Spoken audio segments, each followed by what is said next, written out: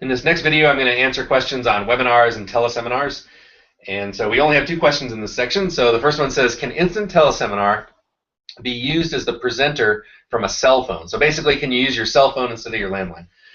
My landline has a phone has a high buzz, so I want to use my cell phone, which is what I consistently, successfully use in my long-distance coaching calls. Can I run a teleseminar using Instant Teleseminar and record it? Okay, so the answer is absolutely yes. You can do it over a cell phone. If your cell phone quality is better than your landline quality, then yes. If your landline phone has a high buzz, to me that says you should call the company, the phone company, and say fix this. But maybe for some reason that's not an option for you or whatever. And if there's no way around that, then yeah, you can use a cell phone. You can even use Skype. You'll see warnings about don't use your cell phone, don't use Skype, and that's just because these services oftentimes will just drop calls, or or you'll get static or be unreliable or whatever. But if your landline is worse, then you need to do something. So yeah, I would say do it with a cell phone. If there's anything like, let's say that you do a huge JV and you've got 3,000 people on the line, it might be worth just getting a hotel room with a nice solid landline. Bring your own phone so you have a headset or whatever. Test it all out and use some sort of non-buzz landline just to make sure nothing goes wrong. But it's up to you. So the answer to your question is yes, you can use a cell phone. All right, next question. How do you address time-sensitive offers during a live webinar that we want to sell later on our website?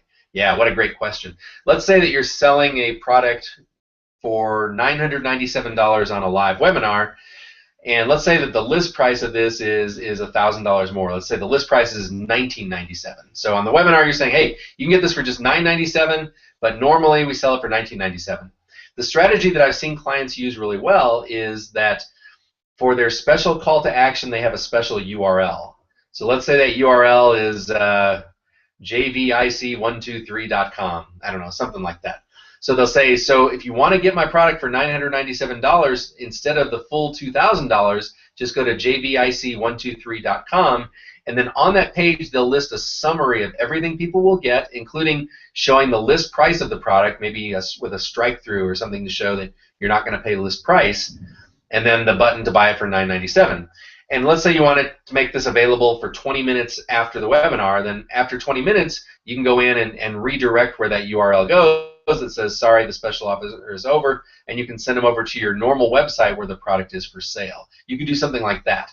And then what I would do is, if you are selling your product for $997 on this live webinar, is make sure that on your website it's also available, but it's available for $19.97 without the bonuses. And if people want to buy it for $19.97, no problem. They can do that anytime they want, and you can say that on your webinar. You can order this product for $19.97 on our website anytime you want. But if you order it right now, you'll save $1,000 and get it for $997, plus you'll get all these bonuses. So that makes a really compelling offer on a webinar.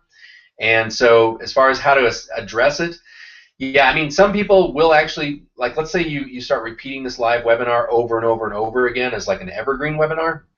It can be tough to then try to pull this thing every 20 minutes after each possible webinar. So some people will just totally leave it up all the time. They'll leave up that jvic123.com URL.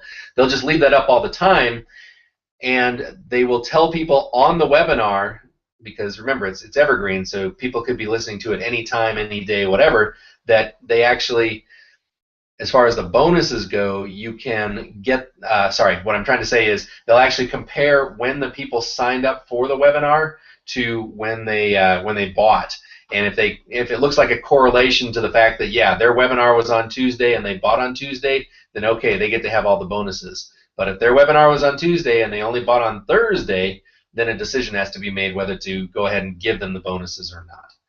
All right, so anyway, I hope that helps on how to address time-sensitive offers during a live webinar. Thanks for watching this video.